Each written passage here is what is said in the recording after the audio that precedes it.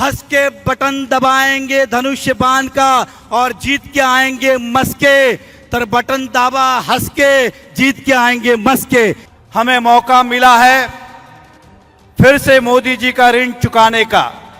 हम देशवासियों के लिए, हमारी आस्था के लिए, हमारी श्रद्धा के लिए, हमारी रक्षा के लिए, हमारे विकास के लिए जो जो मोदी जी ने किया है, उनका आज हम सबको मौका मिला है मतदान के रूप में हम उनको फिर से विजयी बनाए। इसलिए देश के प्रधानमंत्री फिर नरेंद्र मोदी जी हो, इसके लिए नरेश मस्के जी को वोट देना है।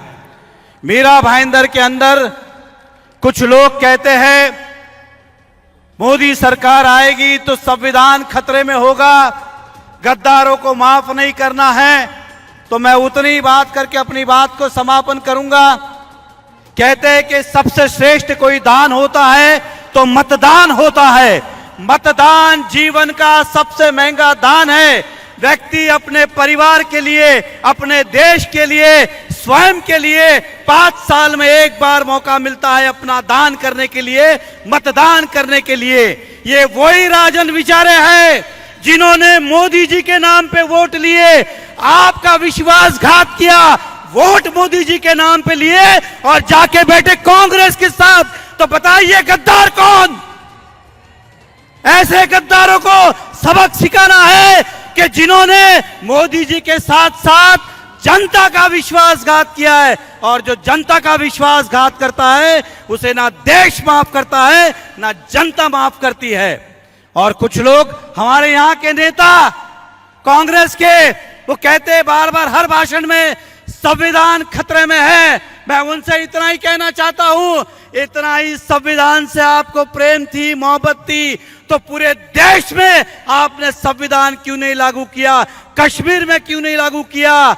और जिसने संविधान लिखा ऐसे महापुरुष डॉक्टर बाबा साहेब अम्बेडकर, माननीय उप मुख्यमंत्री जी, त्यावेळी ज्यांची सरकार होती, केंद्रात त्यांची सरकार, महाराष्ट्रात त्यांची सरकार, महापालिकात त्यांची सरकार, डॉक्टर बाबा साहेब अम्बेडकर जी का जब पुतला मीरा भाईंदर में लगाने का था, 2 साल गोडाउन में बंद करके रखा। आपने जितना बड़ा पाप किया है, डॉक्टर बाबा साहेब अम्बेडकर के पुतले को 2 साल गोडाउन में रखा, उसे सम्मान पूर्वक विराजित करने का काम किया, तो उस समय देवेंद्र फडणवीस जी की सरकार ने किया है और हमने किया है। इसलिए हमें मत सिखाइए, हमें मत सिखाइए कि हमें कितना प्रेम है, कितना स्नेह है।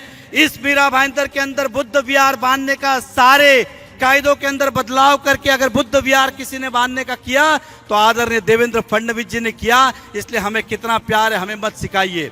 और ये वही कांग्रेस के नेता यहाँ के, जब कसाब ने हमारे हीरो को, हमारे पुलिस अधिकारियों को जब जिन्होंने शहीद किया, कई लोगों की हत्या की, तो यही हमारे कांग्रेस के यहाँ के विधायक ने कहा था कि कसाब को फांसी मत दो, इनको आतंकवादियों से प्रेम है, कांग्रेसियों को हमसे और देशवासी से कोई लेना नहीं है, केवल अपनी राजनीति करनी है। इसलिए आपको अब मौका मिला है ऐसे कसाब प्रेमी, ऐसे आतंकवाद प्रेमी, ऐसे गद्दारों से बदला लेने के लिए कि इस बार इतनी ताकत के साथ बटन दबाए धनुष्य बाण का कि आने वाले 5 पीढ़ी तक याद रखे कि गद्दारी का मतलब क्या होता है। देश के साथ, मोदी जी के साथ, जनता के साथ जिन्होंने गद्दारी की है उनका हिसाब लेना है। राजन विचार जी अगर महायुति में होते तब भी उनको टिकट नहीं मिलता। उसका कारण ये था कि 5 साल में इस शहर में किसी को एक काम पता है तो बताए। मोदी जी और एकनाथ शिंदे जी, देवेंद्र फडणवीस पहले ही निर्णय ले चुके थे कि इस बार राजन विचारी जी नहीं चलेंगे, क्योंकि देश में जब हम मोदी जी की बात करते तो उनके कार्यकर्ताओं को भी काम करना होता है। और मुझे विश्वास है कि आप मेरी बातें समझ गए होंगे। मैं फिर सभी का आभार व्यक्त करता हूं, अपनी बातों को विराम देता हूं विश्वास के साथ।